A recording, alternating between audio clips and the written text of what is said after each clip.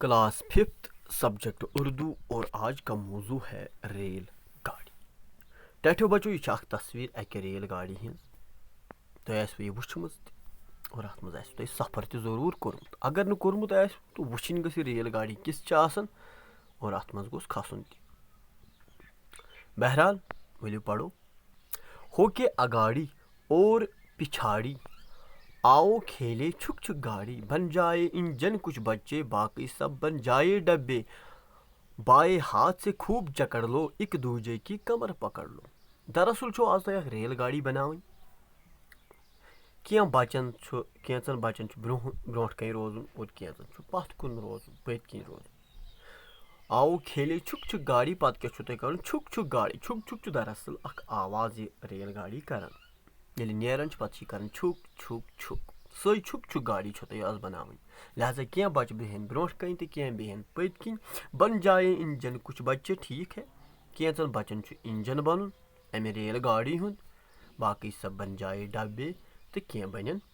Dub अमे rail गाड़ी यानी कि लाइन तुम बनावन इस पे लाइन छो बनावन कैंचन बचन ब्रोह कन रोजन कैंच पत किन रोजन और मजस बच्चे रोजन तुम बन अमे रेल गाड़ी हंद डब बाएं हाथ से खूब जकड़ लो पे पन खोर अत नबर कर तो कर मजबूती सान थवन बंद एक दूजे की कमर पकड़ लो क्या थवन कमर एक दूजे के एक दूसरे जन तुम और तुम पन कमर कर बंद दशनो खोरो अथो और उसके और क्या करना है दाएं हाथ को लाओ मुंह तक पन दोशन अथ तुलन तो थवन स तम दुआ उड़ाओ बक बक बक बक पत दुआ त्राउन यानी कि ऐसे क्योंकि अगर हम स्कूल में होंगे तो हम वहाँ पर मैं आपको दिखाऊंगा वहाँ पर कैसे आपको क्या करना है। फिलहाल आपको एक आइडिया के लिए यहाँ पर पढ़ना है दुआ उड़ाओ बक बक बक बक और आपको फिर दुआ उड़ाना है जैसे कि मुँह एम शह त्राउन हेर कुन लेकर अपने हाथ में डंडी सिग्नल मैन दिखाए झंडी पे अख बच्चा सिग्नल मैन तमिस जरूरी अख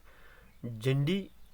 तमिस अथस के तुल बन जाए एक बच्चा टीसी अकिस बच्चस टीसी बन पास टिकट की करे तलाशी और टिकट हज तलाशी कर सवारों टिकट कर्मस दिन मिले गार्ड की जिसको ड्यूटी हाथ में अपने ले वो सीटी जन यह गार्ड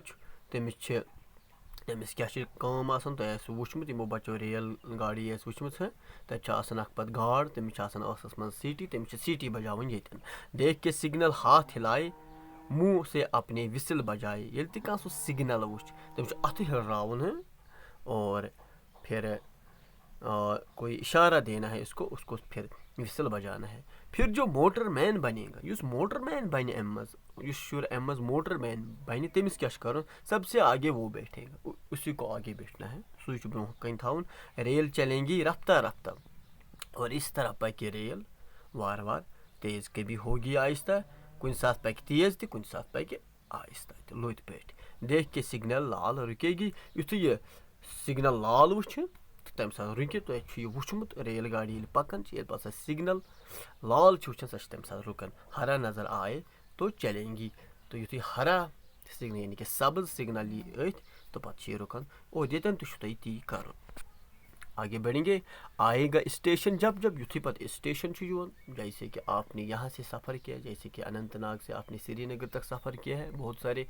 जो स्टेशन आते हैं फिर आप देखते हैं कैसे ये रेलगाड़ी रुकती है इसी तरह आपको स्कूल में करना है तो पे युथे क्या स्टेशन तुम बनावन अख जगह तन मुकर कर यह गो अख स्टेशन यह गो ब्या स्टेशन और तन रुकन रुक जाएंगी और रुक जाएंगी गाड़ी तब तब यतन स्टेशन यस ततन रुकन तो बहरहाल बच्चों यतन क्या कंसेप्ट हेचुन यतन क्या हेचुन दरअसल हेचुन ये रेलगाड़ी असल में क्या होती